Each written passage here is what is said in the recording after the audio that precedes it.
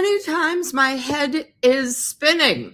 So why does Meghan Markle's latest influencer strategy just smell like desperation? Today, we're going to get into it. Here to discuss everything with me is my friend, brand marketing expert and PR maven, former magazine editor, Aliza Licht. Aliza, thank you. Paula, I'm so happy to be back to talk about our favorite person. All right, so Aliza, let's look at this influencer video because I got a lot of questions. She went from using herself to using Olivia McDowell with 650,000 followers across platforms. Now, this is the video that As Ever has up now. And there's some interesting things about it after. Is my favorite season for spontaneous hosting, and even on short notice, there are a few tips I always like to keep in mind. Starting with, don't overcomplicate the menu. I like to prepare one thing from scratch, and then I pick a few baked goods to pair with excellent ingredients like this raspberry spread. It's one of my favorites, and I cannot get enough of it. Tip 2, I love engaging all of the senses, including smell, so I always light a nice candle, and this one smells of fresh florals and truly turns my home into a garden. I always think the best gatherings linger a little longer when the guests leave with something connected to the gathering, like this bright and beautiful hibiscus tea. Whether it's a thoughtfully set table or simply making time to gather, I believe the little details are what make guests feel welcome. And these treasures from As Ever truly elevate every moment. Treasures. Treasures. Thank you. I just wanted to point out, number one, spontaneous matush, because nothing about that was spontaneous. Number two, I'm sick of Meghan's scripts, because you can tell it's a Meghan script because it was tips and tricks and senses and these kind of things, but also treasures.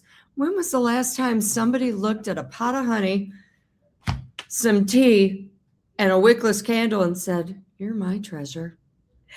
Well, and let's just even talk about, she cast a person that resembles her. So much so that when you go on Olivia McDowell's Instagram, her pinned posts, there were several of them. I thought, oh my gosh, that's Meghan. No, it's not Meghan. There's one where she's in New York City and you're just looking at it going, what's Meghan doing on her Instagram?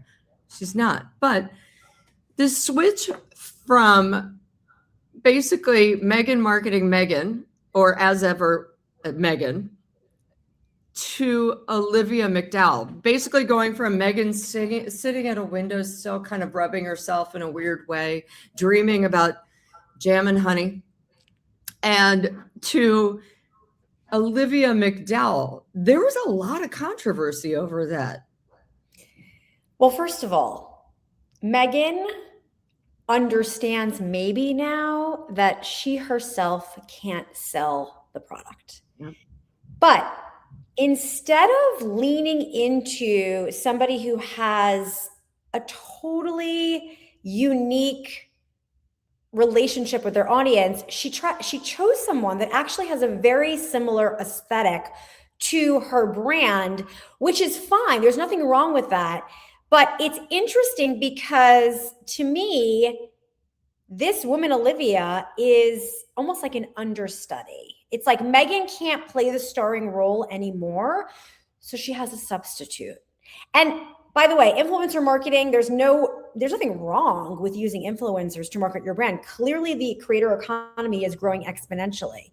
But you can't help but wonder, was she chosen at this point in time because of other issues in terms of how the brand is selling? Well, it's funny you say that, because I went back in our last conversation, and this is what you said. It doesn't matter, because at the end of the day, here's her real problem. She's the product, and everybody knows it. Oof. And nobody wants that product, hey? Yep. So Meghan's a fan of Uncensored, obviously. She finally got the message. You're the product, nobody wants it. I mean, So she's pivoted to a doppelganger. But what I find fascinating, and I know some other YouTube accounts brought it up. I believe it was the Sidley twins and another YouTube account. Forgive me, it's blowing my mind right now. But I believe you're just kind of going Star Chairs. That was the account. They noted that there's something fishy going on.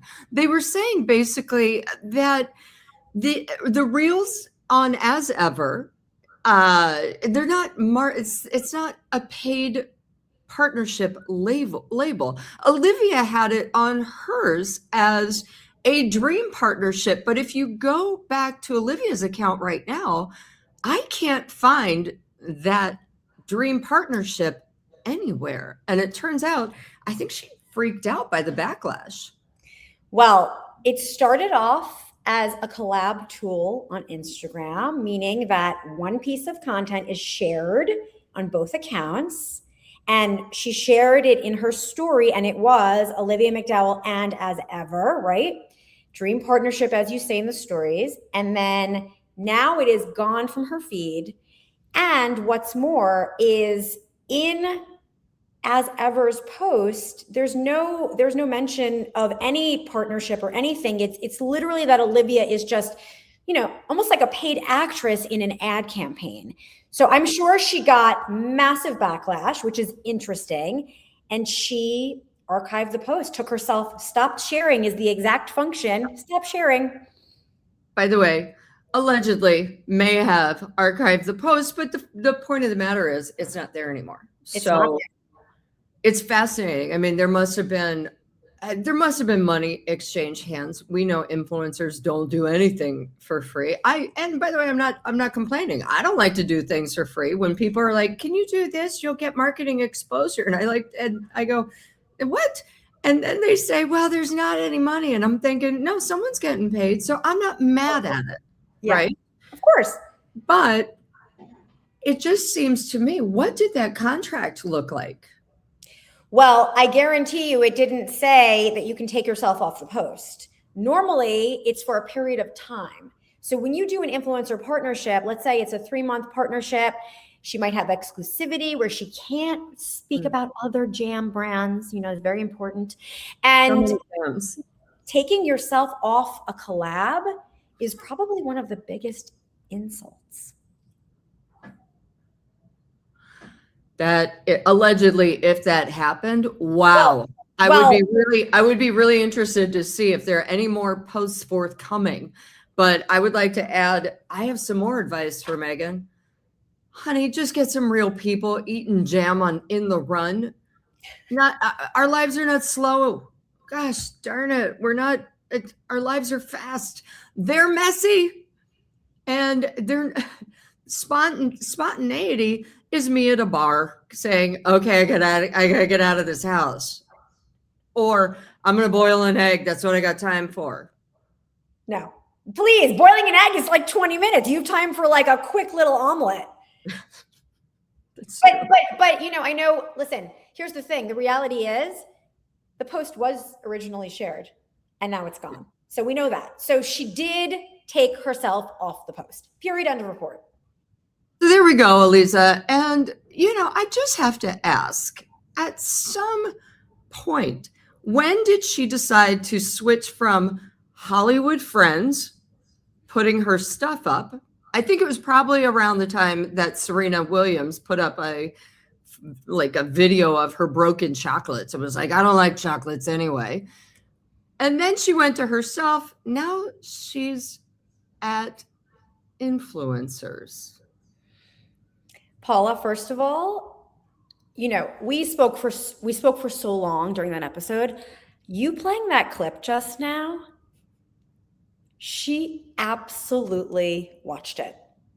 Because the only way you take a hard right into influencer marketing at this exact moment is when you realize that you're the problem. I really, really appreciate you. Subscribe. See you in a bit.